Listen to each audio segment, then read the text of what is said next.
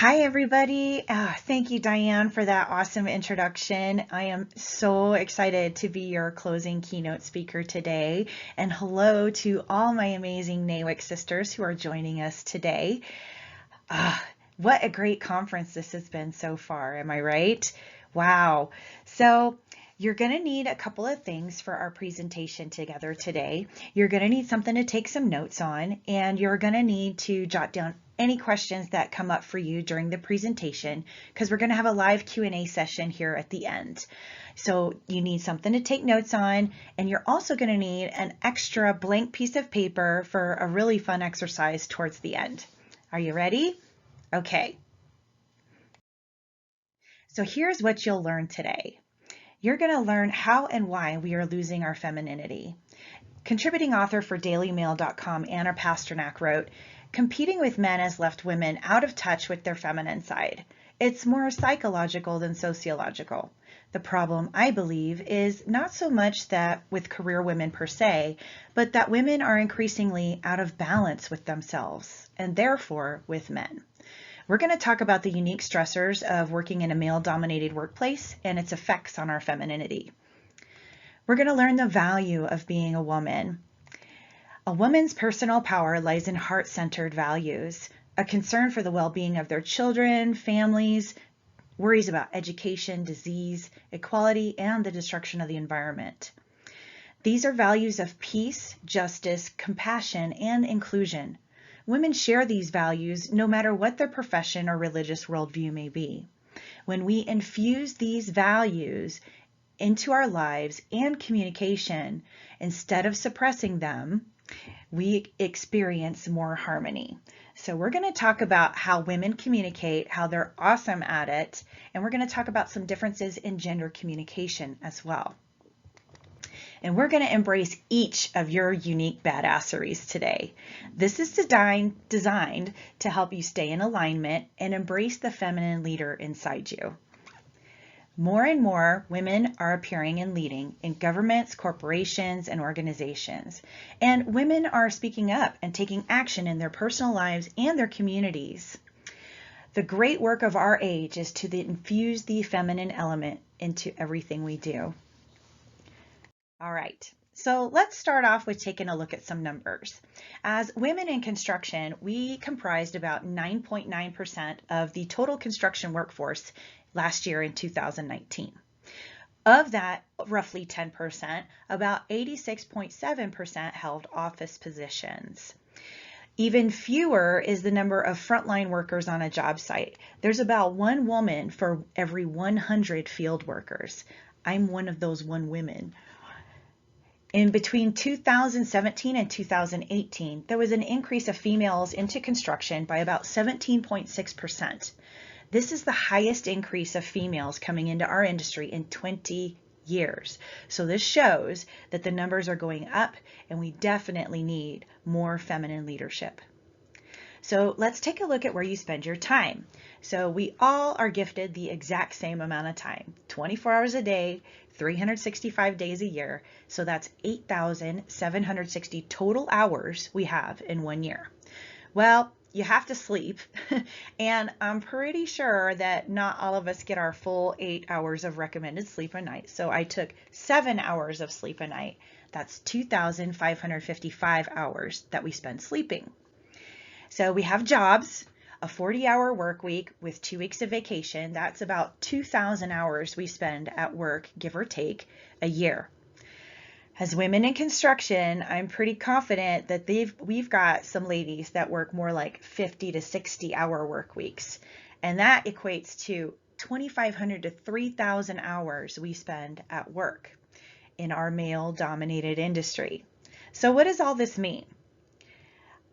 Based on your total hours in a year and how much time you spend in your male-dominated occupation, you spend about 52% of your awake time with men.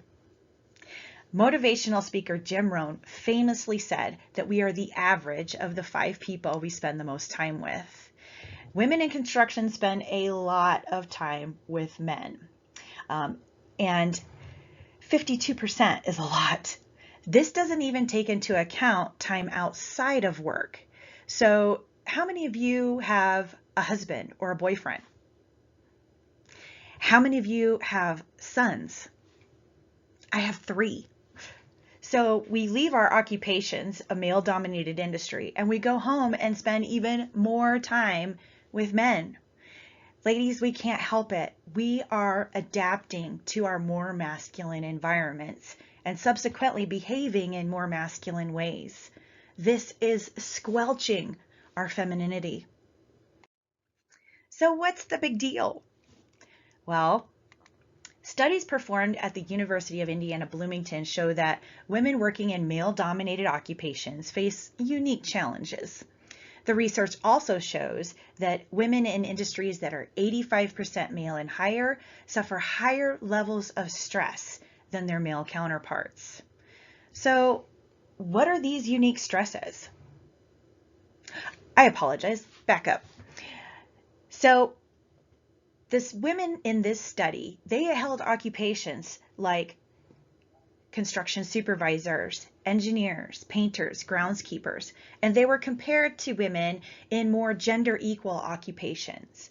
The study found that the women in the male-dominated industry had higher cortisol profiles than the women in more gender equal careers.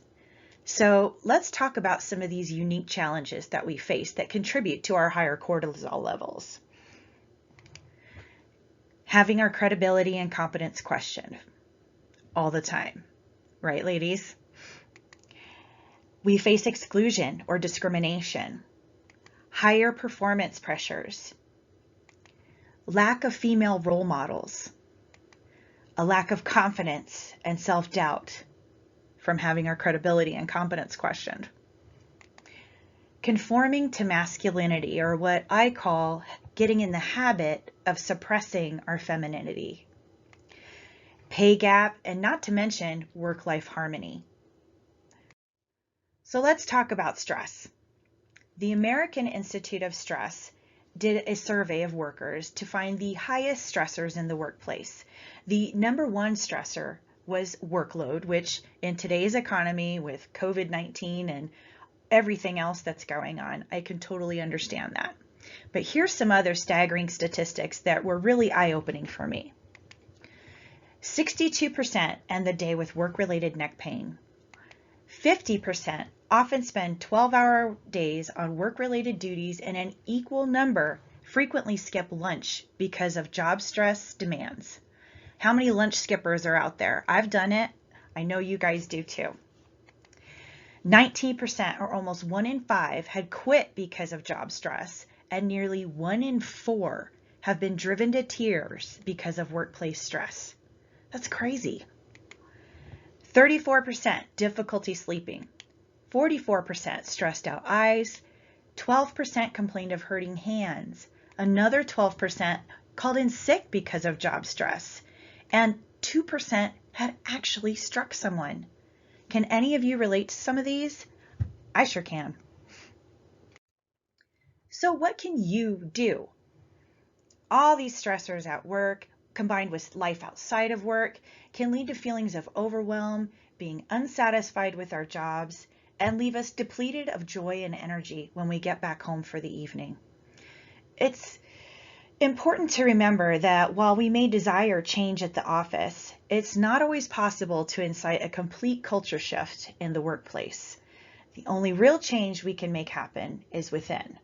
We have the power to change and better ourselves. Stress causes the production of cortisol, the stress hormone in our bodies, and high levels of cortisol have been linked to a lot of terrible diseases such as diabetes, heart disease, cancer, Alzheimer's, and dementia. The following are ways to counteract cortisol production in our bodies and reduce mental and physical stress. Number 1, leave the competition at work. It's sometimes difficult to shut off our competitive natures, especially when we're submerged and immersed in masculine competitive environments every day. Being competitive, driven, intense, these behaviors can become habit and can eventually affect our personal relationships. This was a hard lesson for me to learn. I rejected my femininity, I had conformed to masculinity, and I put up a really tough and abrasive exterior. I was competing not only with my male coworkers, but with my husband as well. Everything was a competition. I mean, hey, I was just one of the guys, right? And I was always angry and frustrated as a result. I was so out of alignment with my feminine side, I had no idea what I really wanted or needed from men. Leave the competition at work. Your home is your sanctuary. Keep it that way. Look, I get it. Sometimes it's necessary to be competitive in the workplace. Just be consciously aware of how masculine you're acting with your significant other at home. It's okay to be softer and still be considered strong and powerful. Number 2, mindset. A positive mindset helps you cope more easily with the daily affairs of life, and it brings optimism into your life, and it distracts you. It helps prevent negative thinking. So I enjoy gardening, and I'm sure there's a few of you that may share that joy. And one of my least favorite things to do about gardening is pulling weeds. But if I don't pull the weeds, they take away nutrients and water from the plants that I'm actually trying to grow and harvest. If I don't pull the weeds, they eventually take over the garden. Negative thoughts are like the weeds of our mind. If you don't tend to your own garden and fill yourself with positivity, the negative weeds can eventually take over. Communication intelligence. We're going to dive deep into this a little bit later on. Exercise and meditation. Exercise in almost any form has proven to reduce stress. It can distract you from your daily worries and build up your feel-good endorphins. And meditation of just 10 minutes each day has been proven to reduce anxiety, help you control stress, improve cardiovascular health, and give you a greater capacity for relaxation. Downtime and sleep are super important. You've got to rest and recharge. Healthy eating habits, more green leafy stuff, less starchy carbs, these all help contribute to lower cortisol production. Always strive to look your best. Each of us has our own style, which only adds to the amazing badassery that is your unique femininity. Flaunt it. Wear those power outfits that give you confidence. Lastly, you need female friends in the industry. We spend so much time with men, it's super easy to adapt to the masculine. This is why we need to be around feminine energy. We need organizations like NAWIC and Girder Skirts to bring us together, to build relationships, to be energized and understood by other women who face the exact same set of challenges and opportunities. Yeah? To help us see and feel the value of being a woman. Now, over the course of history, women have played key roles within our industry. We don't always get to hear about them. I want to cover just a few of the amazing female game changer our industries has seen. We're also going to cover some communication techniques and gender differences in communication that help women see the value of being female. This is Julia Morgan, California's first female architect and all-around badass. Julia designed over 700 buildings in her long and prolific career, the most famous of which is probably the Hearst Castle in San Simeon, California. She did many edifices for buildings such as YWCAs and buildings for Mills College. She pioneered the use of reinforced concrete in her buildings, a material that proved to have superior seismic performance in the 1906 and 1989 earthquakes. She embraced the arts and craft movement and adorned many of her buildings with local art from California pottery people. In other words, Julia infused her femininity into everything she designed and created. This is Janet Guthrie. This woman is a rock star. Janet Guthrie is known for being the first female race car driver, and I love fast cars and racing. She was the first woman to qualify for and compete in the prestigious Daytona 500 and the Indianapolis 500. Before she started racing, though, she was an aerospace engineer who learned to fly as a teenager. She graduated from the University of Michigan with a degree in physics, and her research for Republic Aviation contributed greatly to Project Apollo. This, ladies, is a true rebel. This photograph is Barbara Rez. Barbara Rez, in 1979, was placed in charge of construction of Trump Tower, making her the first female hard hat boss to ever supervise a skyscraper in America from start to finish. One of my favorite quotes from her, "You can be a girly girl and still be hauling pipe all day long." Courageous women have been paving the way for years in this male-dominated industry. Women have had to battle and fight to earn rights in their challenging professions day to day, making a positive contribution to the construction industry. It's not about trying to be like a man. It's the right to work in the profession you choose with equal pay, respect, and rights. Upper body strength, mechanical, or technological skills no longer prove to be relevant. With the advances in construction equipment and safety measures, it's become so much easier to work smarter instead of harder.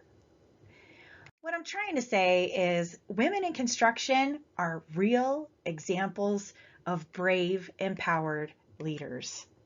We're rebels! Don't you agree? These women are just a few of the amazing examples of incredible female leaders our industry has seen. At our chapter's 2019-2020 board installation ceremony, our beautiful Vice President, Kristen Ibarra, gave us a quote to help us stay confident. And it was, "Know your worth and then add tax." I love this. It's one of my favorite quotes ever. And these rebel women did exactly that. They knew they had something of value to contribute to the construction industry, and they added tax. These women had moxie and bucket loads and figured out that their femininity wasn't something to be hidden, it was their superpower. Okay, here's where we're going to dive deep into the communication intelligence that I mentioned earlier. I'm sure you guys have heard of IQ, intelligence quotient, and maybe some of you have even heard of EQ, emotional quotient, or what some people call emotional intelligence. Today, we're going to talk about communication intelligence, feminine communication intelligence. Growing up, boys and girls are often segregated into groups of their own gender. This helps them learn kind of cultural differences between genders and what their gender's norms are. But it also results in communication differences between men and women. For example, men are more likely to communicate as a way to maintain status and independence, whereas women look at communication as a path to create friendships and build relationships. Women are natural badasses at building relationships. Compassion and empathy. Women tend to approach things with kindness and understanding.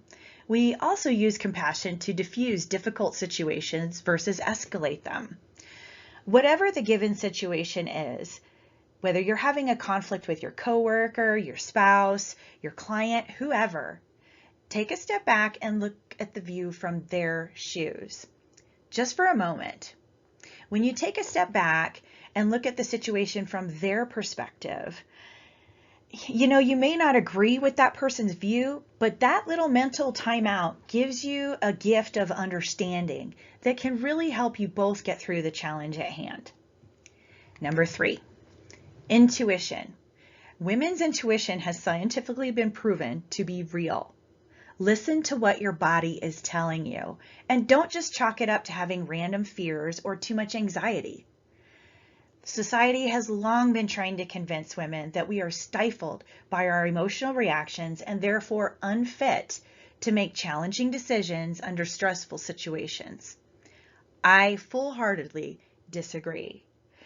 We are actually better served and empowered because of our intuitive natures. I have had a highly intuitive sense my entire life, and it's guided and helped me well when I have allowed it to. The only times it's failed me is when I made excuses or listened to somebody else instead of going with my gut. Trust your gut, ladies. Nonverbal communication. Here's a little gender humor for you. So while this is pretty funny, it's not quite accurate 100%. However, it's a really good illustration of how men are typically more single task focused and women are very multi-focused. Like we have tons of stuff going through our heads all the time. Here are a few examples of some gender differences in nonverbal communication. So the first one is facial expression. Our faces can show over 10,000 different facial expressions. However, men overall use fewer facial expressions and women tend to smile more. Touch. You'll see men using pats, shoulder touches, back slaps, where women reach out to touch an arm or they offer a hug to build relationships or show support. Posture. Men typically have wider postures and stand with their arms and legs apart from their bodies. Women are more likely to keep their arms and legs closer and cross their legs. Gestures. Women use more hand gestures. I use lots of hand gestures. And women's movements are typically more fluid with their hand gestures, and men use more sharp, directed movements. Communicate with power. Look, the communication is complex, and adding gender differences to the mix only complicates it more. So it doesn't mean we have to change our communication style, but learning the differences in gender communication just helps us to understand and adapt to the person that's in front of us. Unlike a man, when it comes to expressing herself clearly and confidently, a woman walks a communication tightrope.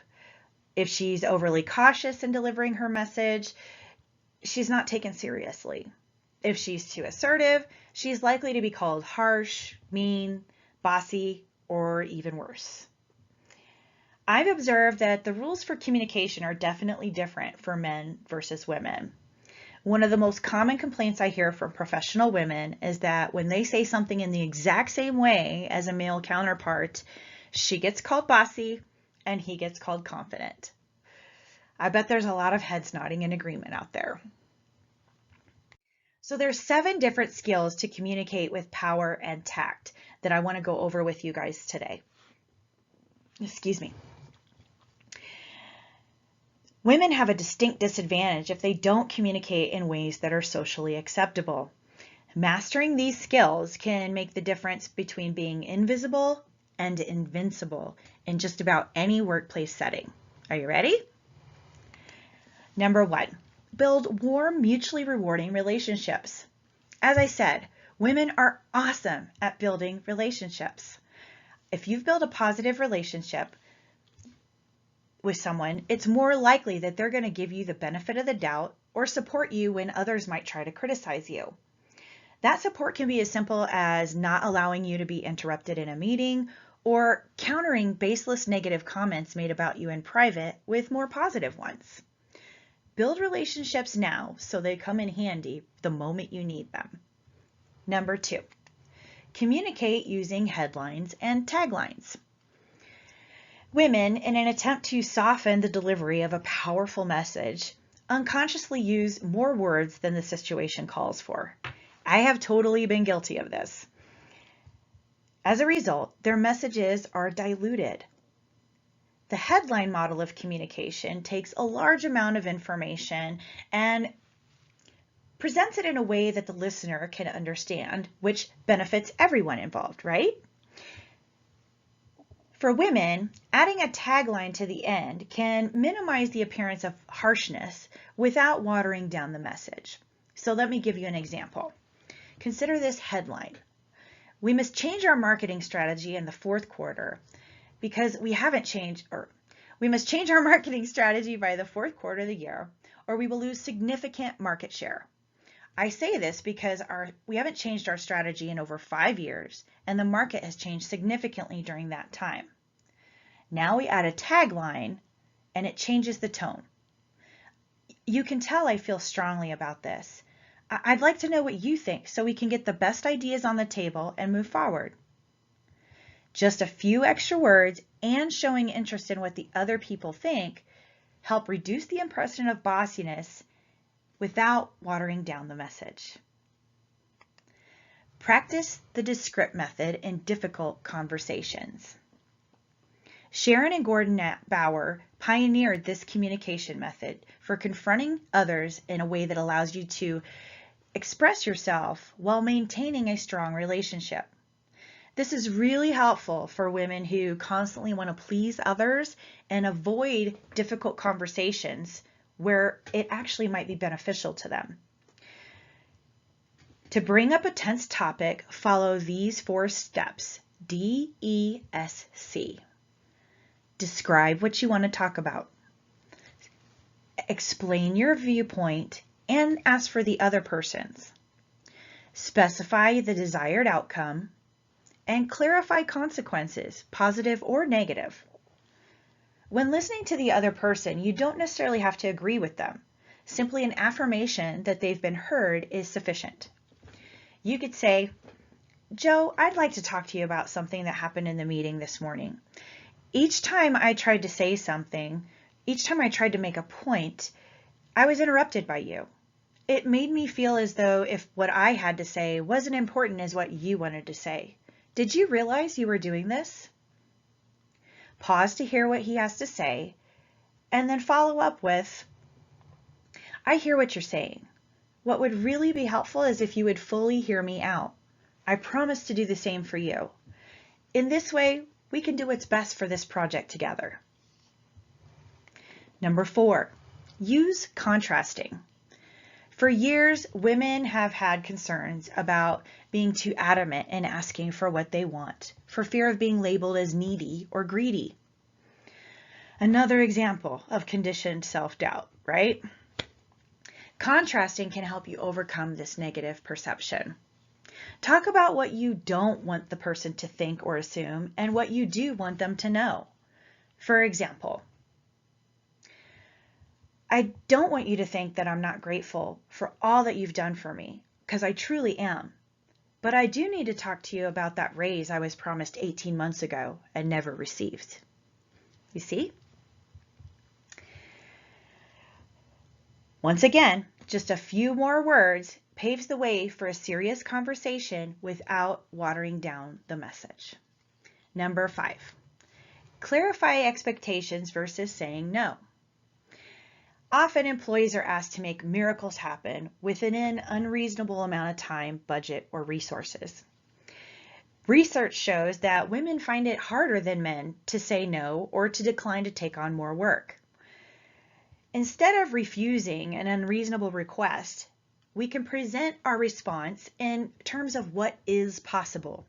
For example, if you want that report by 9 a.m., please be aware that this time frame won't allow for the research to be as thorough as if I had more time.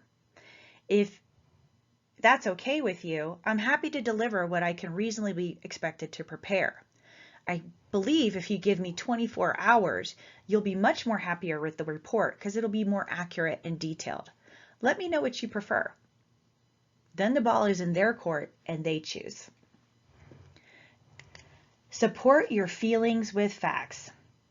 People can deny how you feel, but facts refocus the conversation on the issue at hand. Instead of saying, it doesn't seem fair that I've been overlooked for that promotion again, you can say, this is the 3rd time that I was not considered for a promotion, despite the fact that I have longer time with the company, more experience in the field, and industry certification. Can you tell me the factors that went into the decision? Number 7, vary your influence style. When trying to influence others to accept your idea, it's critical to match your style with the situation at hand. Doing so will increase your challenges of your message being heard and accepted. I've observed far more women than men identify bridging, which is sharing ideas and then tying them together, as their preferred style of influence. In addition to bridging, there's 4 other different styles of influence: asserting, attracting, disengaging, and persuading. Persuading is most effective when you're an expert on a topic. Asserting ups the ante and is really effective when you have a legitimate want or need. Attracting works really well with selling new ideas, and disengaging is appropriate when the time isn't right to influence at all. Look, although you can never predict how someone's going to react to your message, no matter how carefully or diplomatically you say it, it doesn't mean that you shouldn't say it at all. Use these 7 techniques to increase the chances of getting what you want and deserve. You can start by making small shifts in your communication by choosing different words and using tonality. Being a great communicator does take practice. And now you've got some knowledge of the differences in communication between genders. Now you are equipped to be a leader. And our industry desperately needs more powerful feminine leaders.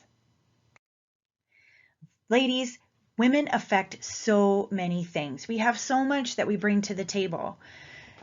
We are the examples and the leaders for the young women that are coming into our industry. It's up to us to infuse the feminine element into everything that we do and be the change that we wish to see. We affect quality, success, honesty at work and off work. When we collaborate, communicate, and celebrate each other, we are unstoppable. So now we know we're losing our femininity from stress and masculine competition, and we're armed with more effective stress relieving techniques and communication techniques. I want to preface this next section and clarify that there is no set ratio of femininity to masculinity in a woman. It is uniquely badass in each of us. I'm simply emphasizing the importance to acknowledge and nurture our natural feminine qualities. So how do we keep in alignment with these feminine qualities to create more harmony at work and at home? How many of you have ever kind of felt maybe like this photo, like you have to conceal your feminine side at work, maybe put up and act more masculine? I have. Many women feel like they need to put on a very assertive, almost aggressive mask to get ahead in a masculine-dominated workplace. And while this is true, and it may get you ahead, the truth of the matter is it drains your energy, makes you feel like an imposter, you'll have struggles with personal identity, and it ultimately takes away your true gifts as a woman. When we're overly competitive and overly assertive, we lose some of these gifts. As women in the construction industry, aka women in a male-dominated industry, we can subconsciously get in the habit of suppressing our femininity. I call this habitual suppression. After a few years of constantly working with men, I was out of alignment myself and had adopted the masculine way of competition. I denied myself joy because I was too busy being tough. I wasn't self-confident because I didn't embrace my own unique badassery as a woman. I had subconsciously created the habit of suppressing my femininity, and my relationship suffered for it. Ladies, I've been married 3 times. I have a blended family of 4 children, and 3 of them are boys. I was submerged in the masculine. After my second failed marriage, I was pretty convinced that I just was not good at this relationship thing. Not only was I habitually suppressing my feminine qualities, I had conditioned myself through these masculine behaviors to doubt my own gifts and abilities. Conditioned self-doubt. So my confidence was totally in the toilet. So what can we do as women to continue to stay in our feminine power? You need what I call a maintenance and prevention program. Seriously. Here is the super fun part of the presentation. We are going to unleash your unique badassery. So you're going to need that blank piece of paper I mentioned at the beginning and a pen or pencil. So what I want you to do with that piece of paper is I want you to take it and I just want you to fold it right in half, just right down the middle. And on the left side, I want you to write down something you wish you could change about your career, your personal life, or yourself. Go ahead and do that now.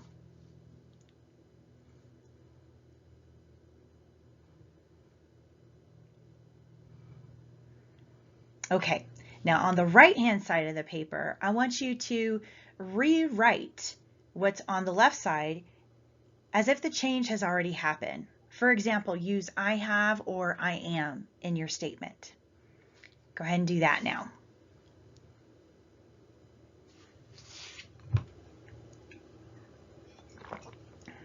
Okay, you got it? Okay, so now I want you to take your paper and tear it in half right down that fold line, or cut it, whatever you can do.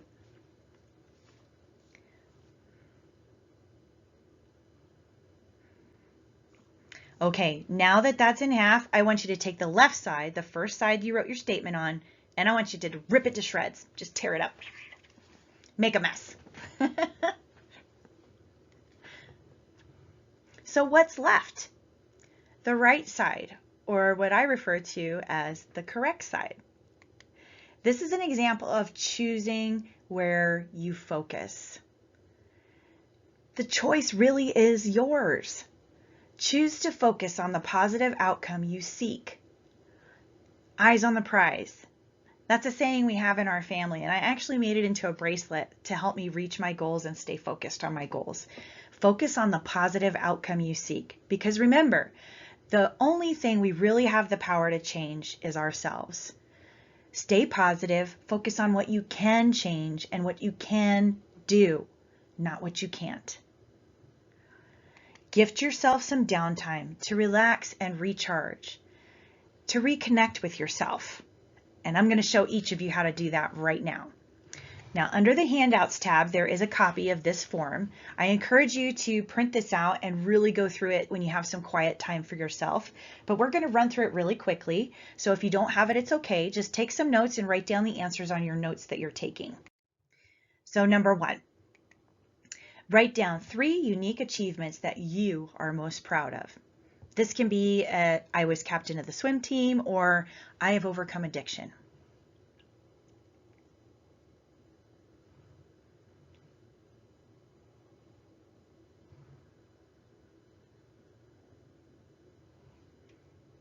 Okay, next, write down 3 unique qualities about me that I am most proud of.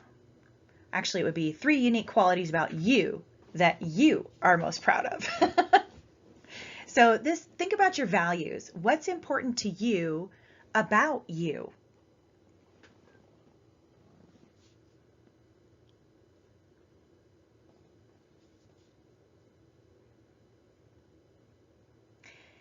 Next, 3 activities that bring me joy.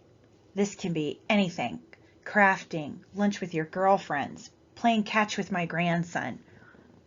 Activities that bring you joy.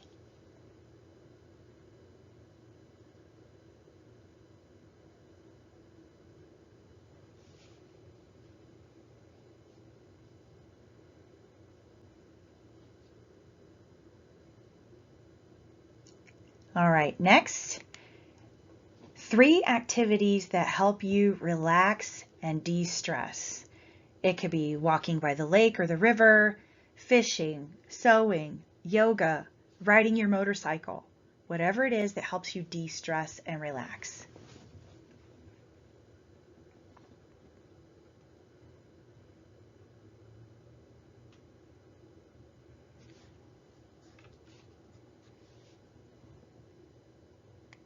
And last, 3 positively badass things that I can tell myself daily.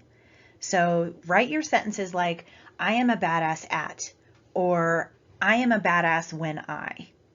Go ahead and write those now.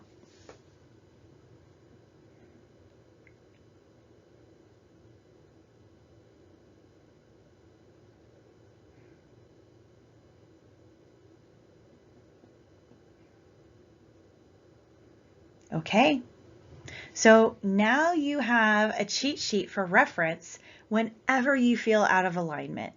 Whenever you're feeling a lack of joy, use this as your reset button. Tend to your own garden and pull those negative weeds. Get them out of here. Lastly, I want to leave you with this message. Embracing your femininity makes you benevolent. You're known for being kind-hearted and doing the right thing. Assured. You're bold, confident, and authoritative. You're dedicated, loyal, and hardworking. You're approachable. You're friendly and easy to talk to because of the communication techniques we just learned. You're smart, and girl, you are strong. You have self-control and good judgment. Embracing your femininity makes you a badass. Don't you agree? You are a badass. We are all badasses. Love yourself, accept yourself as a feminine leader, and spend time with other empowered women and hold space for healthy relationships with men. This has been so much fun. So I have a lot of really cool things I want to show you just really quick. Today's giveaway for my presentation are going to be 2 winners. We're going to have 2 winners that NAWIC National is picking the winners. I have nothing to do with that, but you are going to receive one of my newly created acronym t-shirts because I am a military brat. My dad was a civil engineer and I'm in construction. So I love acronyms. So of course I created a shirt that says badass. And what's great is the word is going to be in sequins, some really shiny, fun colors. And the print of what it means underneath is just in regular ink. So you can have a little flash and bling with your badass. So we have badass. I have a shirt that's designed to say rebel, real example of brave, empowered leader. And then we have grit, my personal favorite, which is a girl rock star in trades. So the winners will get to choose which one of these shirts that they want and the size. And so I'm super excited to see who those winners are.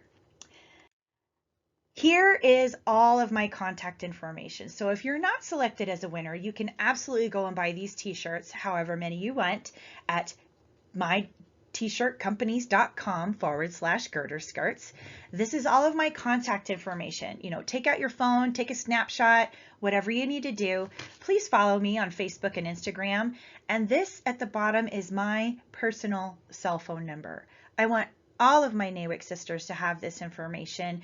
Reach out to me, send me a text, whatever you want to do. I'm happy to chat with you. I do have coming up a group coaching program. Starts in September, October timeframe. We'll see what works for everybody. But I keep these really intimate. I limit it to 12 people and I do have a few spots left. So if you would like to join in on that, just send me an email at girderskirts@gmail.com with the subject line NAWIC Rebel. Again, thank you all so very much. It has been my honor and privilege to be your closing keynote presenter today. I look forward to serving my chapter as president and connecting with so many of you more when we can get together face to face. But for now, let's open it up in the chat and let's do some Q&A. All right? Thank you guys.